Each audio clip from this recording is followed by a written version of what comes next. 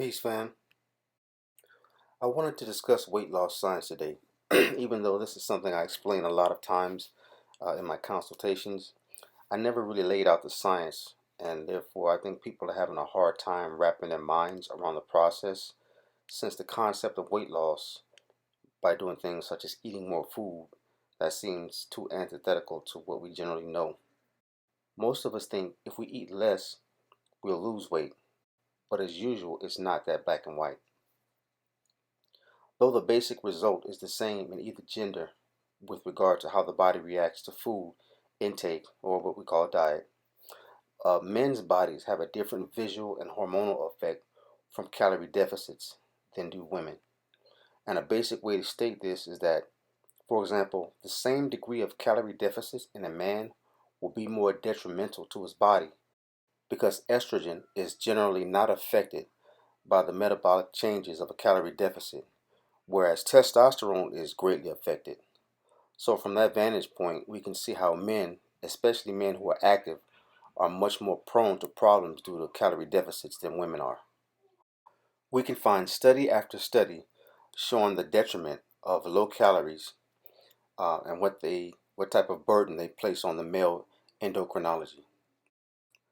Muscle protein synthesis, which is the process by which the body renews its muscle tissue, this takes an amino acid surplus in the body and it takes energy. So if your body requires, say, 2,500 calories to maintain your current weight at 20% body fat, then you need to consume that in order to stay at that weight ratio. Now you may say, well, Usman, I eat less than that and I still maintain my weight. Okay, let's start from the set point of your body weight and your muscle to fat ratio. We as men are in our prime, basically. We're in our prime metabolic states from about 19 to 28 years old. Our bodies are at their purest and most efficient at this time, unless we have horrible eating habits or genetic dispositions. People generally maintain a low to medium body fat level as long as our calorie intake is within close to normal parameters. Now, the young body is better at burning fat because A, it produces more HGH, human growth hormone, which is very powerful, so much so that if you ate basically only one meal a day, the HGH would force the fat from your body to create the energy to form muscle, and it will prevent muscle breakdown by increasing what's called protein turnover, a recycling of amino acids in your body. So unless you were very active or weightlifting, you would still grow on a big calorie deficit. And B, when we're young, our bodies actually prefer to burn fat over carbs. This is why active toddlers and young teens can basically eat garbage all day and still not gain weight, still maintain a lean physique. Insulin production is at its best in this state, and sugar is quickly used for fuel or just swept out of the body before adverse effects cause fat storage or organ damage. Now, again, specific to men, our testosterone levels are at their peak in this time, and that not only adds to the fat burning engine, but helps us to build muscle faster than it's broken down. So, in essence, peak hormones, the right energy source for fuel, being fat, and pure bodies help us to maintain healthy weight and weight ratios when we're young. Now, as we get older, our carbohydrate saturated diet reprograms the body to prefer to burn carbs instead of fat as a result of chronic glycolysis. Now, the body, which is a programmable machine, starts to relent under the damaging reprogramming of our intake or our diet, since all we feed it, or mostly what we feed it, are carbs. Then it becomes efficient at utilizing carbs. The problem with that is it now leaves the fat stores alone. Not only that, you have the HGH, the human growth hormone decline, testosterone decline for men, and the insulin dysregulation and what is called leptin resistance, which are critical things for weight regulation.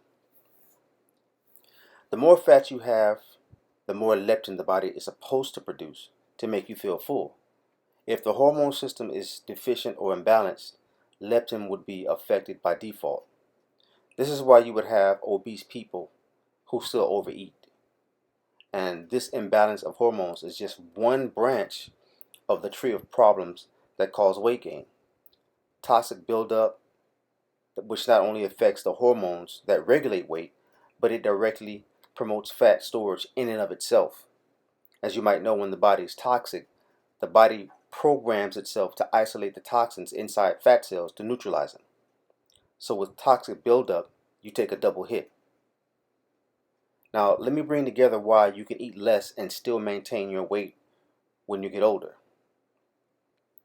Your metabolic set point never really changes.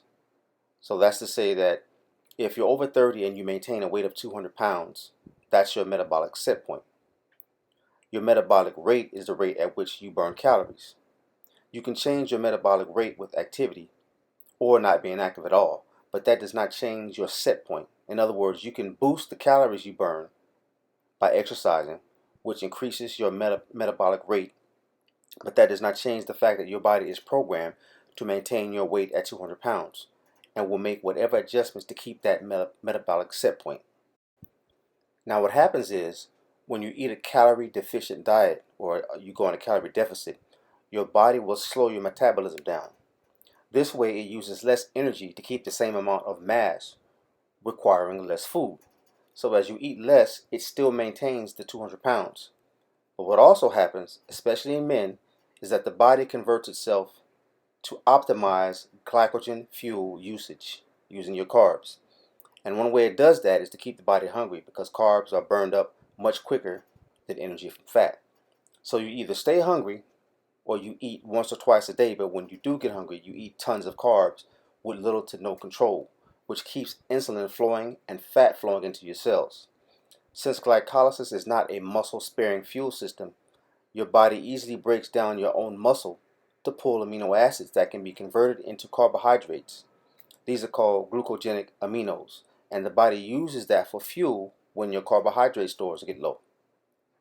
And in the final insult, the body primes itself to store fat because it goes into a starvation mode when you start to eat less than you did in previous years.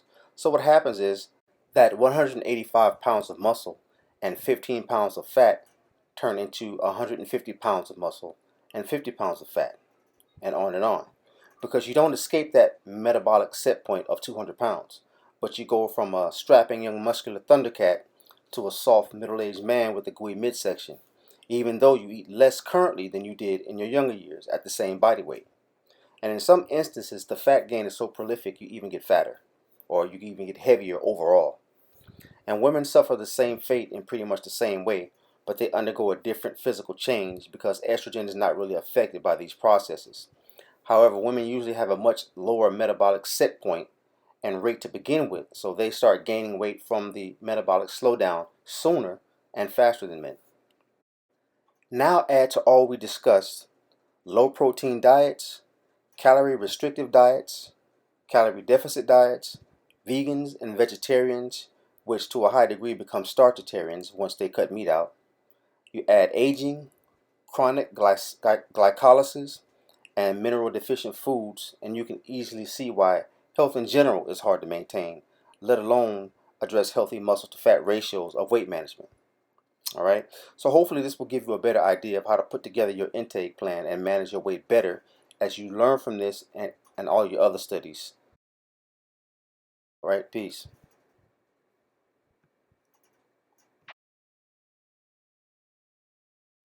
If you learned from this video, help support the study and time to bring this knowledge to our community. It does take time and effort to be concise and as accurate as possible so that we can stay abreast of important health information and techniques. Please visit the site and follow these links.